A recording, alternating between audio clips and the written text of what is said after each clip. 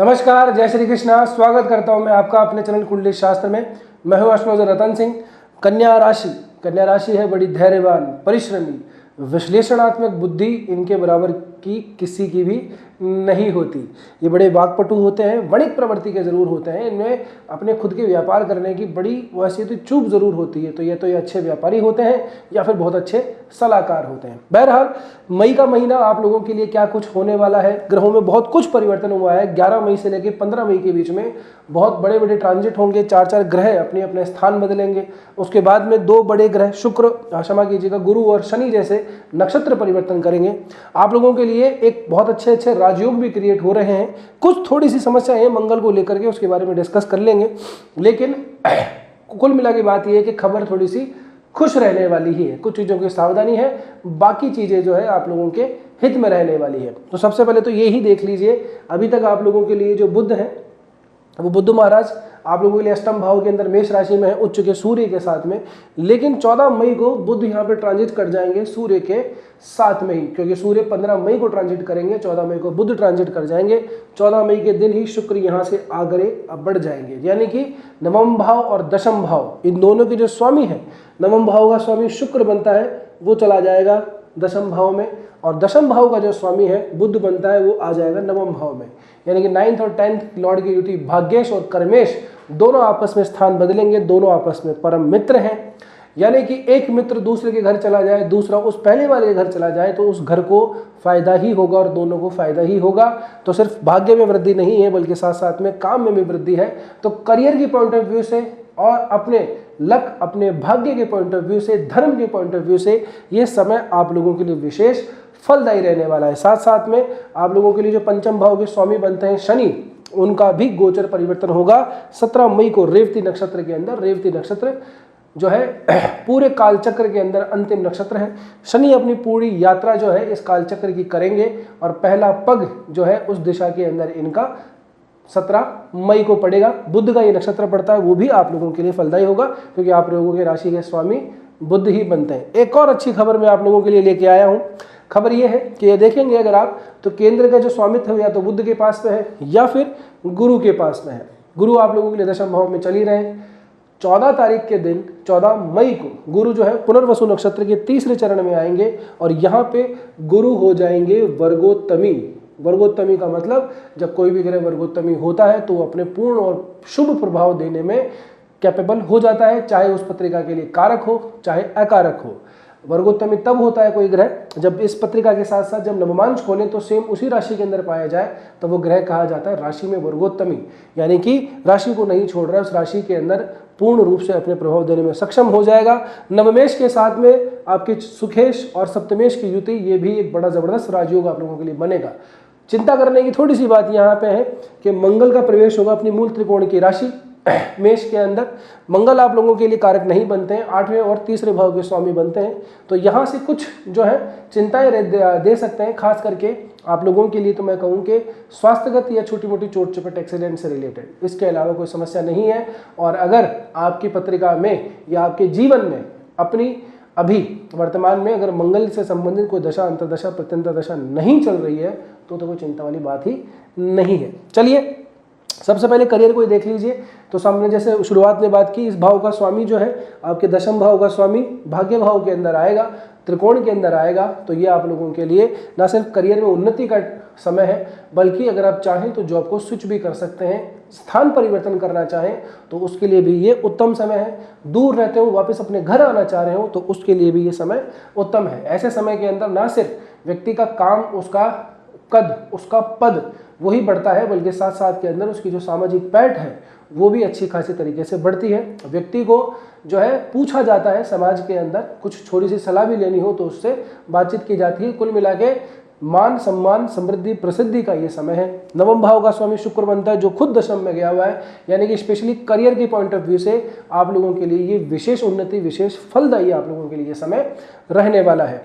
अगर आपकी किस्मत से ही मानिए कि शुक्र या बुध से संबंधित महादशा या अंतरदशा या प्रत्यंतर दशा चल रही है तो फिर तो ये सोने पर सुहागा ही हो जाएगा, ठीक है ना। तो आप लोगों के लिए करियर के पॉइंट ऑफ व्यू से बढ़िया टाइम है, जो डिसीजन लेना है वो ले सकते हैं। भाग्य का सपोर्ट पूरी तरह से आप लोगों को मिल रहा है। पिता के भी स्वास्थ्य में यहाँ पे हमको थोड़ी सी वृद्धि होती हुई दिखाई दे रही है। अगर पिताजी के स्वास्थ्य में कुछ दिक्कत है तो, अगर नहीं है तो पिताजी से संबंध आप लोगों के और मधुर बनेंगे। पैतृक संपत्ति का भी आप लोगों के लिए यहाँ पे योग बन रहा है। हो सकता है कि पैतृक संपत्ति में से आप लोगों को कुछ और अच्छी तरीके से प्राप्त हो, क्योंकि धन भाव का स्वामी आप लोगों के लिए शुक्र फिर से बनता है। जो नवमेश है वही आपके लोगों के लिए धनेश भी बनता है, और ये जाकर के दशम में बैठ जाए तो आप ये मान के चलिए कि ये समय आप लोगों के लिए धन संपत्ति के लिए भी विशेष उन्नतिदायक है।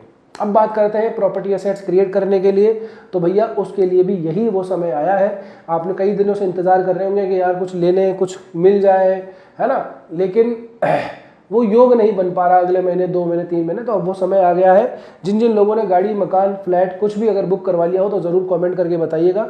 इस भाव का स्वामी वर्गोत्तमी हो गया है, और साथ साथ में नवमेश के साथ में युति बना के बैठा है। शुभ ग्रह है और है, 2 शुभ ग्रहों की दृष्टियाँ आपके सुख भाव पे पड़ जाए तो फिर तो कहने ही की क्या बात है। तो इस समय पे यदि कुछ भी आप लोगों ने परचेज किया है, ये प्लान कर रहे थे इतने दिनों से, तो उसको ऑर्डर करवा लीजिए। काम आप लोगों का बन जाएगा और ये आप लोगों को फल भी जाएगा। कई बार ऐसा होता है ना, कोई चीज़ें फलती नहीं है ना।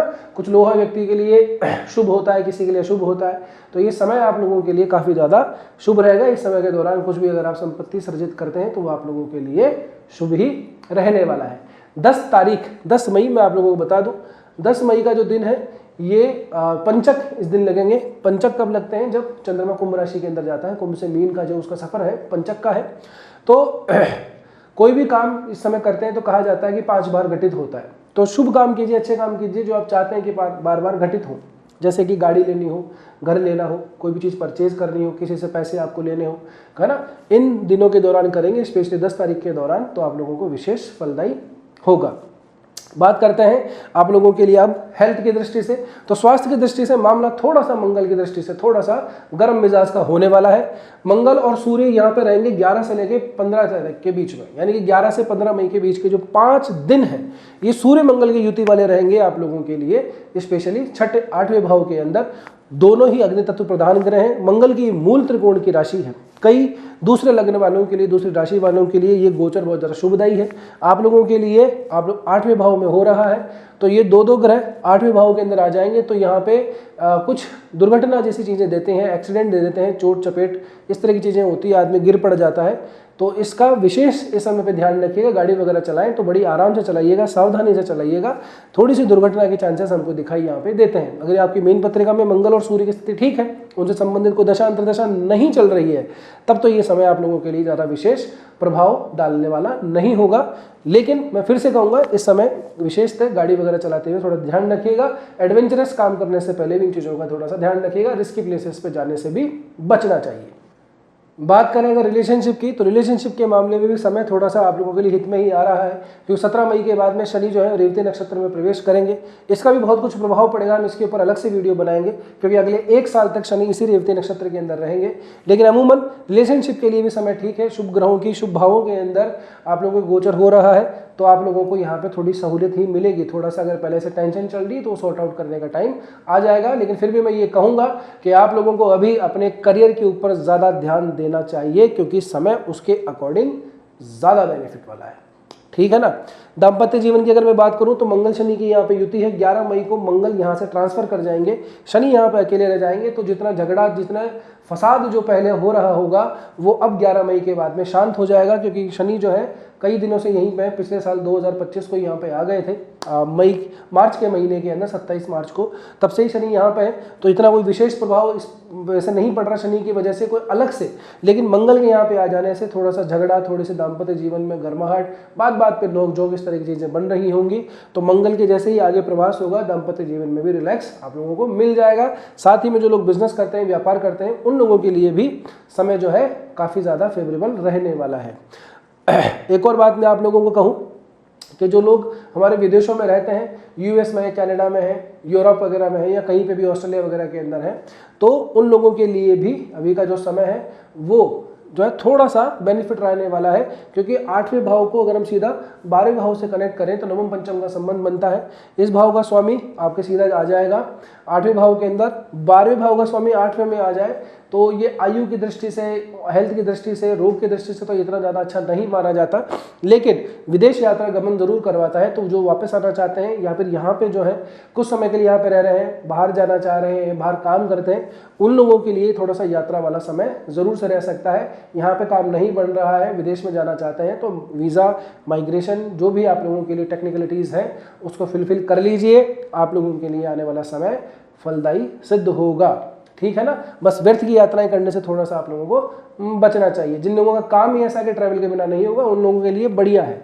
जिनका काम विदेश यात्रा से संबंधित है, जो भारत से संबंधित काम करते हैं, उन लोगों के लिए तो फलदायी है। सामान्य रूप से जो लोग हैं जिनका वहाँ से कोई लेने देना नहीं है, घूमने फिरने का कोई ज़्यादा शौक रखते हैं, तो उन लोगों के लिए मैं कहूँगा शांति रखिए अभी मई के महीने के अंदर, क्योंकि 12वें का स्वामी 8वें के अंदर आया हुआ है। यहाँ से निकल के ये चला जाएगा 15 मई को, तो 15 मई के बाद में चीज़ों को प्लान कीजिएगा। इससे पहले थोड़ी सी हमको समस्या यहाँ पे दिखाई देती है, ठीक है ना।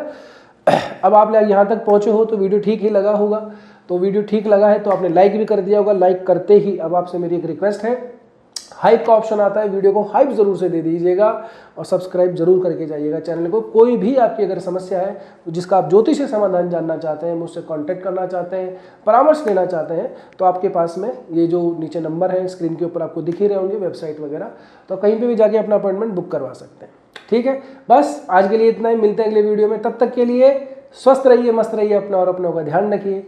जय श्री कृष्णा, जय श्री राम, हर हर महादेव, जय गौरी शंकर।